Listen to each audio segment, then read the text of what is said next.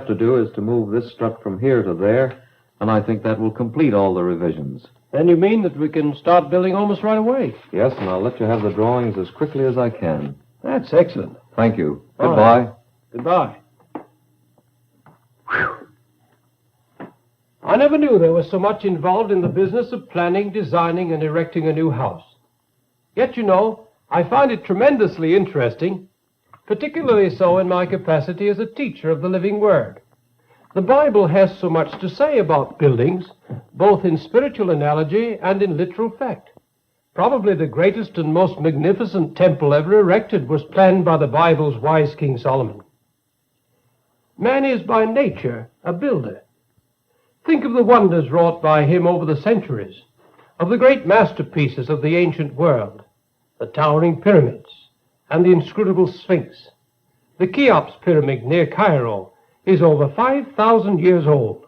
It is 450 feet high, which is taller than most buildings, and the length of 3 city blocks at the base. The stone blocks used to build the pyramid weighed 2.5 tons each. Think of placing them in position by human hands and strength, for there were no mighty mechanical hoists to do the work in those days. Think of the great Colosseum of Rome. It was built to seat 50,000 people. Its arena was 281 feet long and 177 feet wide. Part of the great walls and columns of this building are still standing. Then, of course, the famous cathedrals of the world will always remain as monuments to man's ingenuity, craftsmanship, and building skill. The largest of the cathedrals in the world is the Church of St. Peter in Vatican City. It took 120 years to build, and 10 different men directed the work, the most famous of these being Michelangelo, who spent 18 years at his part of the task. Some years ago, it was my good fortune to visit St. Paul's Cathedral in London, England. You will remember that Sir Christopher Wren was the architect of the famous building. I noticed these words inscribed to his memory. The builder of this cathedral lived not for his own pleasure, but for the common good. If you seek his monument, look around you. 300 years ago, men built what is considered to be the most beautiful building in all the world, the Taj Mahal of India. The main building is made of white marble, and its dome is 200 feet high. Here is craftsman's handiwork at its magnificent best. Let me repeat, man is by nature a builder, and not alone a builder along the defined lines our minds tend to travel, but building as pioneers. In the Bible, it is said, "And behold, I purposed to build." Our forefathers carved a country out of a wilderness with their bare hands, hewing logs to build their first homes, building with noble purpose, communities, churches, and schools, for children must have a chance to learn and a place to worship. And these were our beginnings, and let me emphasize, they were solid. Isn't it wonderful? Blueprints to go by. Every minute detail clearly worked out for the builder to follow. A far cry from the goatskin tents of our early Bible characters, or even the first cliff dwellers and the teepees of the Indians. There is something marvelous about the sheer strength of men who built in a wilderness. There was little equipment except a stout heart. The ancients used the strength of their slaves to build their temples and towers, and it took many thousands of them working night and day for many years to complete their assigned task. Recall the North American Indians in the Great Plains, using buffalo hides over conical shapes to build their shelters. They were stoutly put together, weather-resistant, and easily moved from place to place. And consider the wisdom of the cliff dwellers, whose homes built on high mesas and in almost inaccessible places offered maximum security. These primitive men were not without resourcefulness. How well they built can be seen today in the many places where their rock shelters still exist. And behold, I purpose to build. Every good builder lays a solid foundation, as in our modern buildings today. America gave the world a new kind of architecture in the lofty steel frame buildings which we call skyscrapers. Chicago is credited with producing the first one, but most of the great cities of North America have them today. The tallest structure of any kind anywhere in the world is the Empire State Building in New York City. It is no less than 1,250 feet high. Fast elevators travel up and down through 7 miles of shafts to carry people to its 102 floors.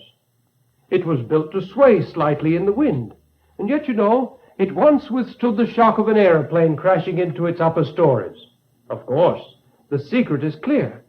Not only is the steel structure strong, but the foundations of the building are deep and settled upon rock.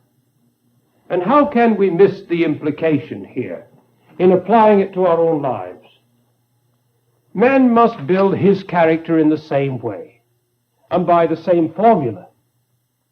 First came the planners, the thoughts and imaginations and dreams, and then the drawing up of plans, the specifications as to how the materials should be used, the size and shape of the lot, the position of the structure in respect to light and cold and heat, the bedrock foundation, the steel structure, all have a vital bearing on the completed work.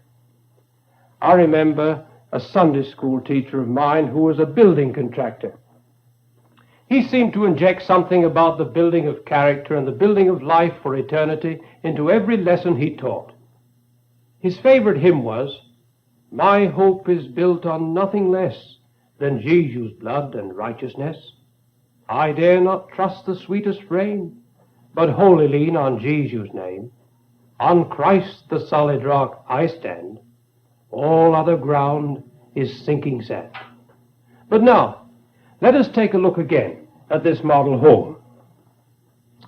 Unlike the skyscraper, it is built to house just one family. Hasn't someone well said that a man's home is his castle? Man has come a long way in his skills. He is wiping out slums with thousands of new housing projects, and today more people own their own homes than ever before in history. But unfortunately, man didn't always build for the betterment of others.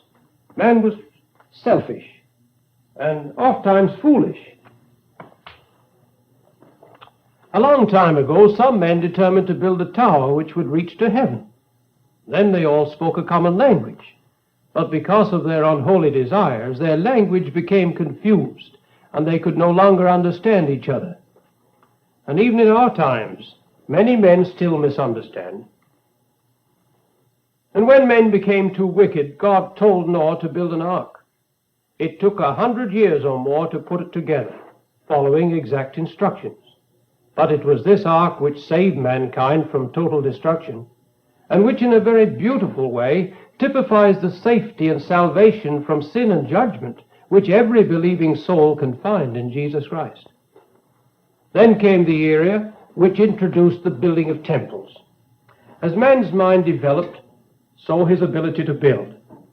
But in his perverseness and stupidity, he built to gods made of metal and stone. But there too he failed. For today they lie crumpled in ruins, destroyed by conquering hordes, by earthquake and flood. They remain mute testimony to man's forgetfulness of his Creator. Some famous buildings reflect thoughtlessness of another kind. One of the most famous is the Leaning Tower of Pisa. Here is an object lesson in the folly of building upon a poor foundation. If you were to stand at the top of this tower and drop a stone straight down, it would land about 16 feet away from the bottom of the building. In Toronto, Canada, there stands a renowned monument to a builder's miscalculation. It is the beautiful Casa Loma, a castle of turrets, ballrooms, secret passages, and rich interior decoration that cost a millionaire all of his money to build, and more than he could afford to complete it. Sometimes it is referred to as Pilate's folly, because the man who bore this name was like the foolish man of whom Jesus spoke when he said, "He built without counting the cost."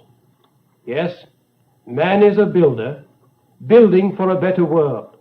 And this building process goes on just as surely in the lives of men. Haven't you seen some folk prosperous, respectable, complacent? For they seem to have all the requirements for a well-built life. To all outward appearances they seem sound, but suddenly the storm hits. They totter for a moment, and then collapse, for there is no solid foundation underneath and no sound structural framework within. It's exactly like the parable which Jesus told of the house built upon the sand, which fell when the rains came and the winds blew.